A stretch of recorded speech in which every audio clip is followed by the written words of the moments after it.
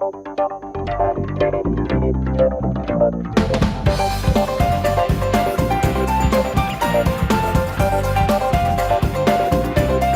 plus tarder, Chouaib Boutammine, vous étiez également présent à Sonapec 2023. Première question, quelles ont été les nouveautés de l'édition 2023? Très bien, bonsoir cher Kherdin, cher Abdelrahman et même monsieur Becharaoui. Alors franchement c'était un événement exceptionnel. On parlait beaucoup de la transition énergétique cette année. Alors il y avait vraiment une présence énorme d'experts internationaux. On parlait beaucoup plus d'hydrogène, des découvertes, de tout ce qui est nouveauté technologique. Alors si on parle d'hydrogène, le problème de l'hydrogène, je dois bien parler, préciser ou expliquer à nos téléspectateurs c'est quoi l'hydrogène vert. On obtient l'hydrogène vert à partir des énergies renouvelables. Oui. Si on parle de l'Algérie, c'est directement on parle des énergies solaires. Du solaire. Parce que vraiment, il y a un potentiel énorme et vraiment, même le coût du solaire, il est vraiment très bas sur la scène internationale. Je cite la Chine, il y a vraiment un potentiel énorme pour l'Algérie pour investir dans le solaire. Alors, la technologie maintenant existe. Partie production, elle existe la technologie. On peut produire. Ce n'est pas un problème. Le problème qui se pose aujourd'hui, c'est le problème de transport. Comment transporter l'hydrogène de l'Algérie vers l'Europe? Je vous coupe, avant le transport, il n'y a pas un problème de stockage avant de revenir au... Exactement. Ouais. Déjà, dans la production, il y a deux, trois challenges. Premièrement, on doit attirer les investisseurs, investors. On va revenir sur ce sujet. Exactement. Cette loi 1913. C'est quoi le problème qui se passe chez Kherdin maintenant? Le problème, il est mondial. Il y a les taux d'intérêt qui sont très élevés. En Amérique, on a 5,5 ou 5,5%. En Europe, il dépasse 4,5%. Alors, un investisseur maintenant qui s'oriente vers une banque, la banque lui dit, voilà, je vous donne un crédit bancaire, mais les taux d'intérêt vraiment qui sont vraiment très élevés. Alors, ça ne va pas vraiment attirer les investisseurs. Ça, c'est le grand challenge pour l'hydrogène. Et comme vous le savez, l'hydrogène, c'est une nouvelle... Si on parle large scale, c'est un créneau qui demande de l'argent, de l'investissement énorme. Alors maintenant, les banques, les institutions financières, je crois qu'elles ne sont pas prêtes pour financer des projets énormes. Ça, le plus grand, c'est le financement. Le deuxième problème, c'est avec les sociétés pétrolières. Les sociétés pétrolières, elles peuvent investir dans l'hydrogène, mais le souci des sociétés pétrolières, elles sont déjà pétrolières. Elles ont des plans d'investissement de pétrole et du gaz. Oui, mais toutes les majeures, Chouaib Boutammine, disent justement qu'elles ne veulent pas rater le virage vers le renouvelable. Certaines changent même de nom pour s'adapter à cette nouvelle dynamique du secteur énergétique. Mais la réalité, elle est là. La première turbine à hydrogène a été lancée, déclarée le 16 octobre dernier. Ça fait un mois. Oui. Elle est déclarée, je ne cite pas le nom de la société. Elle fonctionne 100% en hydrogène. Ça fait un mois. Alors, on est où? Alors, le chemin, il est très lent. Ce n'est pas court. Avec la crise financière mondiale qu'on vit maintenant, vraiment, ce n'est pas vraiment facile. Alors, pour l'Algérie, pour la Sonatrach ou pour l'Algérie, c'est vrai, c'est ça le challenge pour nous. On a le potentiel. Le potentiel existe. C'est bon, on ne parle pas de potentiel. L'Algérie a parmi les plus grands potentiels de le monde en matière d'énergie solaire. Si on dit énergie solaire, directement, l'hydrogène vert, l'ammonia et le que vert, bleu et même gris. Oui. C'est clair et net. Il y a des gens maintenant qui parlent de modifier. Ce qui se passe maintenant, je veux dire ce qui se passe en matière d'hydrogène. Il y a des essais déjà, il y a même en Europe, ils ont commencé déjà de transporter l'hydrogène, 80% gaz naturel et 20% hydrogène. Ça existe. Mais des petits sites, ce n'est pas des large scale, c'est des petits projets. Oui. D'accord. Maintenant, le challenge, comment transporter 100% d'hydrogène? Il y a des gens qui disent, voilà, on va modifier les pipes, le grand pipe. Ce n'est pas possible. Parce que l'hydrogène, c'est la molécule. L'hydrogène a la plus petite molécule dans la planète. D'accord? Qu'est-ce qui se passe? Alors, elle est trop petite, cette molécule. Elle va faire ce qu'on fait en anglais, pipe embrittlement. Ça va créer des cracks. Ça va créer cracks, d'accord? Oui. Des fissures. Des fissures, Ces fissures qui font craquer, qui vont vraiment abîmer le pipe. Oui. Alors, s'il y a des gens qui disent on va transporter l'hydrogène à 100% avec les pipes existants, c'est faux. D'accord.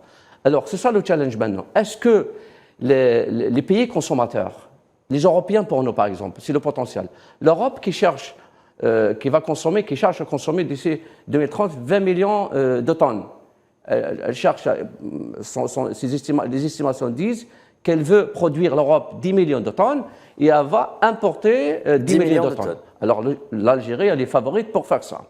Alors, est-ce qu'ils sont, les Européens, c'est ça la question qu'on pose aujourd'hui, est-ce qu'ils sont prêts pour venir investir en Algérie dans de nouvelles technologies, sachant qu'il n'y a pas un marché mondial d'hydrogène. Il n'existe pas un marché. Oui, il n'existe pas encore. Il n'y a pas un marché. On appelle à le créer. Il y a des investissements majeurs qui se font. Exactement. Il n'y a pas un prix d'hydrogène vert. Il n'y a pas un prix. Alors, on est dans une phase préliminaire. D'accord? Alors, si on dit, c'est vrai, le potentiel existe, mais comment exploiter ce potentiel-là? Très bien, Chouaib. Justement, de reparler de cette question des investissements et de cette bataille qui s'annonce rude autour de l'hydrogène vert. Sonatrach, M. Hadef vient de l'expliquer, tente tant bien que mal de se placer et de bien placer ses pions sur l'échiquier de l'hydrogène vert. Mais j'aimerais revenir sur cette question de financement, Chouaib Boutammine, avec un chiffre que j'aimerais que vous commentiez. Alors, selon Rystad Energy, les investissements prévus, je dis bien prévus, 2022-2023, dans le segment hydrocarbures ont augmenté d'au moins 140 milliards. Comment ça se fait que les majors trouvent de l'argent à investir dans les hydrocarbures, dans les énergies fossiles, sans oublier le non conventionnel, donc, qui en fait partie, et elles n'arrivent pas à trouver les financements nécessaires pour investir dans la transition énergétique? C'est une excellente question. Je vous donne deux exemples ici. ExxonMobil, au début du mois d'octobre, ExxonMobil a acheté une société qui s'appelle Pioneer, avec 64 milliards de dollars. Ça fait un mois. Il y a la société Chevron qui a acheté Hess. Un Américain, oui. Oui, Chevron qui a acheté Hess. Une autre société américaine qui est active dans le gaz de schiste, avec un contrat de 54 milliards de dollars. Alors déjà, on a 114 milliards de dollars en un mois. Alors, j'avais déjà cette question auparavant. Alors, j'ai dit que ces gens-là comprennent très bien l'avenir de l'énergie. Pourquoi? Je vous explique maintenant. Pourquoi on parle d'hydrogène? On parle d'hydrogène vert pour réduire les émissions CO2. C'est bien clair. C'est ça notre objectif. C'est pour protéger la couche ozone. C'est ça l'objectif. D'accord? Alors, ce qui se passe maintenant, c'est que ces majors, d'accord, ExxonMobil ou Total ou Chevron, elles achètent les sociétés, mais ce qu'elles font, elles réduisent ce qu'on appelle les émissions CO2. Ils appliquent CCS, Carbon Capture and Storage, CCUS, Carbon Capture Utilization and Storage, et ils appliquent aussi ce qu'on appelle EOR, Enhanced Oil Recovery. Ça veut dire, on capture le carbone, on l'injecte dans les puits producteurs, dans les puits injecteurs, on injecte le pétrole, on va le gagner en surface. Alors, cette stratégie-là, ça veut dire qu'on doit maintenir les investissements dans le pétrole et le gaz. Il faut le maintenir. Ça, c'est une réalité. Parce qu'il y a deux volets dans le pétrole et le gaz. Je vous interromps avant. Mais nous parlions juste avant la pause de ce problème, ce dilemme, cette contradiction même en ce qui concerne les investissements d'une part dans le segment hydrocarbures, des investissements qui sont disponibles pour les majors. Je donnais un chiffre, celui de 140 milliards d'augmentation sur les investissements prévus pour 2022-2023. Et à contrario, ces investissements viennent à manquer lorsqu'il s'agit de mettre le paquet sur la transition énergétique. Exactement. Alors, j'aimerais bien expliquer ce point-là. Alors, dans le pétrole et gaz, il y en a deux volets. Il y a le volet pétrochimie et il y a le volet combustion. La pétrochimie, ça va rester des décennies. On n'a pas question à ça. Ça veut dire qu'on doit maintenir les investissements dans oil and gas. Ça, c'est une réalité. Parce que tout ce qu'on a, les téléphones, les voitures, les pneus, tout ce qu'on a, c'est dérivé pétrole et gaz. Ce volet-là, c'est pour ça, ExxonMobil et Chevron, même Sonatrach, même les grandes big majors, ils connaissent bien ce truc-là, et c'est pour ça... Les Américains n'ont jamais produit, exporté de gaz de schiste, de pétrole de schiste que depuis 2022. Exactement, exactement. Alors, notamment vis-à-vis de l'Europe. Ils comprennent bien le business, d'accord. Alors, ils savent ce qu'ils font. Elles savent bien ce qu'elles font, ces sociétés-là, d'accord. Oui. Alors, le volet qu'on travaille au-dessus, c'est le volet combustion. Oui. La combustion, c'est vrai. Alors, le pétrole, on a 60% qui va dans le transport. Alors, c'est pour ça qu'ils investissent sur ce qu'on appelle les batteries, les EV, les véhicules électriques. Oui. Les véhicules électriques. Et dans les véhicules électriques, là, il y a aussi des contradictions. Croyez-moi, il y a des contradictions énormes. Alors, ils fabriquent des voitures électriques, les pneus qui sont dérivés pétrole et gaz, le tableau de bord, les pièces mécaniques, une pièce métal et l'autre le plastique. Plastique, c'est dérivé pétrole et gaz, mais pas que ça. Il y a l'énergie produite. Exactement. Alors, ces voitures-là, ils font une station de plug-in en Inde, en Chine, aux États-Unis. Ils font plug-in de la voiture pour charger l'électricité. Alors, la source d'électricité, elle est du charbon. Oui. Elle n'est pas verte. Je vous donne quelques chiffres. L'Inde, la priorité maintenant, ce n'est pas d'éliminer le pétrole et le gaz. C'est de réduire les émissions du charbon. Décarboner à tout prix. C'est le charbon, c'est pas. Charbon, c'est même pas le. Très bien. Le charbon qui émet plus de 60% d'émissions CO2 par rapport au gaz. Oui, mais le problème, c'est que certains pays en Europe renouent avec le charbon, notamment l'Allemagne. L'Allemagne a augmenté sa production, consommation de charbon en 2022 avec 10%. Après avoir arrêté le nucléaire. L'Inde, elle consomme ça pour générer son électricité 75%. Oui. La Chine, 56%. Les États-Unis d'Amérique, 19,6%. L'Europe, 15,7%. Je vous donne des chiffres. C'est la part, c'est le mix énergétique du carbone. Alors, le big challenge, le problème de la pollution. Pourquoi tout le monde parle de pétrole et gaz et on oublie le charbon? Pourquoi ils ne parlent pas de charbon? Parce que là, c'est stratégique. Je vous dis ça. Ça, c'est stratégique. Ils attaquent le pétrole et le gaz. C'est ça l'objectif. Qui attaque le pétrole et le gaz? Le consommateur. Et je ne cite pas les noms. Ceux qui consomment. Ils ferment les yeux sur le charbon parce qu'ils produisent le charbon. Ils ont le charbon. D'accord? Ils ont le charbon. Ils émettent énormément de charbon. Mais on fait le blabla pour le pétrole et le gaz. Le pétrole et le gaz, il doit rester avec nous. Seulement, ce qu'on fait, c'est vrai, on est green. On défend les intérêts de la nature, parce qu'on voit déjà les changements climatiques et tout.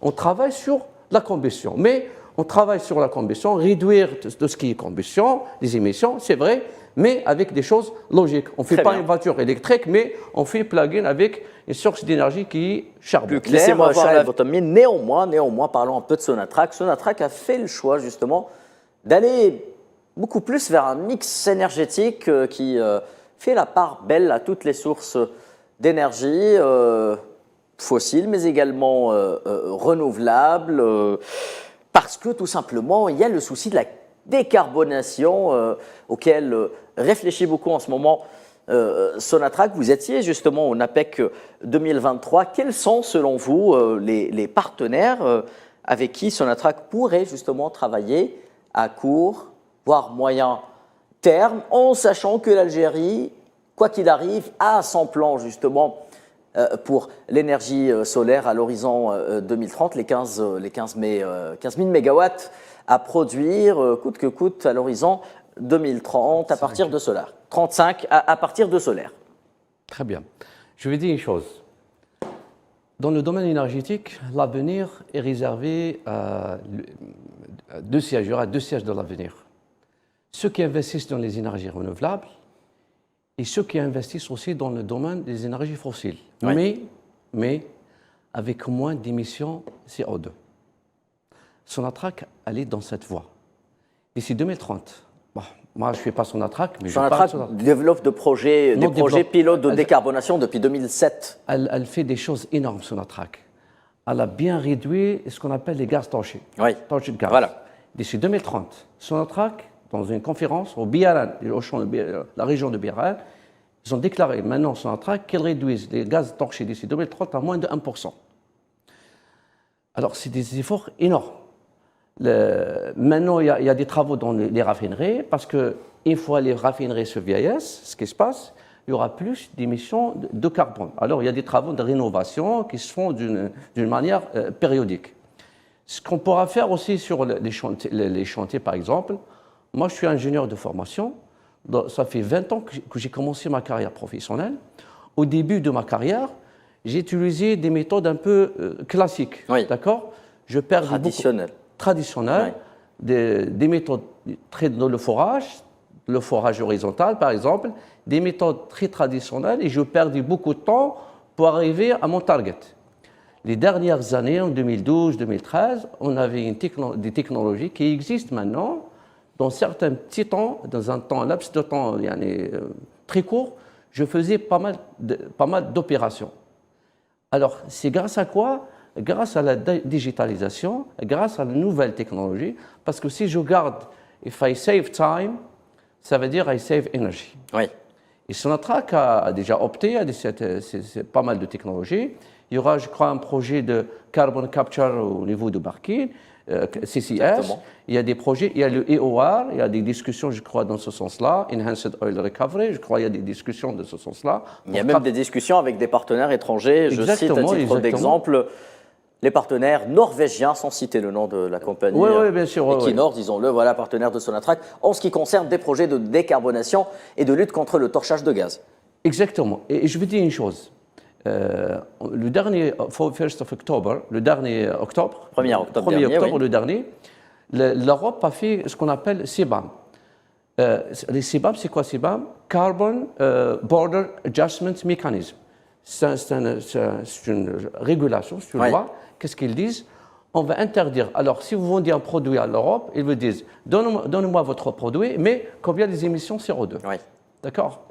Alors, donc, c'est des barrières à l'entrée au marché européen. C'est des barrières, mais ils utilisent ces barrières, il faut ils veulent. Ouais. D'accord. Il y a le charbon sur l'Europe, mais en même temps, il faut aller chercher les produits sur l'Afrique ou d'autres pays, ils demandent CBAM. Ouais. Mais je vous dis la réalité maintenant. L'Europe, les émissions CO2 carbone en Europe, c'est à peu près 15%. En Chine, c'est 26%, les émissions globales CO2. Ce qu'on nous dit, c'est que c'est circonstanciel en ce qui concerne l'Europe. C'est une phase difficile que l'Europe paye à cause de sa dépendance au gaz russe et que l'on va forcément passer à autre chose. C'est ce qu'on nous dit. Et les émissions exactement CO2 en Afrique, toute l'Afrique, 3,5, 3,8%. Alors ça veut dire qu'on est négligeable. Les émissions d'Afrique, elle est minimum d'émissions carbone par rapport à l'Occident, par rapport à d'autres pays. Je veux dire une chose. En 2022, les États-Unis sont devenus le plus grand provider de GNL en Europe.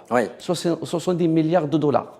Si je veux gaz naturel liquéfié, transporté par bateau. Si je veux dire LNG d'Amérique vers l'Europe, si on dit LNG, on dit beaucoup plus de pertes d'énergie, déjà pour le transfert, pour réduire la température à moins de 160 degrés, transporter avec des bateaux, des ships, quelle distance? Alors, des émissions énormes. L'Algérie, Sonatrach, ce qu'elle fait, avec les axes qu'elle fait Sonatrach, on exporte le gaz naturel, la majorité, à travers les pipes. On protège l'environnement grâce à les actions que Sonatrach, que l'Algérie fait maintenant. Parce qu'une fois on exporte le pétrole, le gaz à travers les pipes, on le transporte à l'état initial, gazeux, exactement. À travers des pipes. Il n'y a pas de chips, il n'y a pas de bateau, il n'y a pas d'émissions CO2. Alors, si on voit l'Algérie qui fait partie de cette Afrique-là, il y a des efforts énormes qui se font par Sonatrach, par les partenaires algériens qui sont présents en Algérie, et on participe à réduire ce qu'on appelle l'empreinte carbone sur l'environnement. Alors, je crois que l'Afrique, elle doit être à l'abri de ces discussions énormes pour réduire ces émissions, parce que nos émissions sur la planète sont négligeables par rapport à ce que produit l'Europe en matière de carbone. Et les Africains payent ce qu'on appelle payent la facture très chère. Avec ce qu'on appelle les changements climatiques, il y a des inondations, il y a la sécheresse en Algérie, en Afrique du Nord, partout en Afrique. Alors nous, on n'émet pas de CO2 par rapport aux autres, mais c'est nous qui payent la facture de la pauvreté, de la sécheresse, de toutes les crises qu'on connaît aujourd'hui. Très bien, Chouaib Boutamine. Merci, Chouaib Boutamine. Alors, je rappelle, vous êtes expert consultant international dans le segment oil and gas.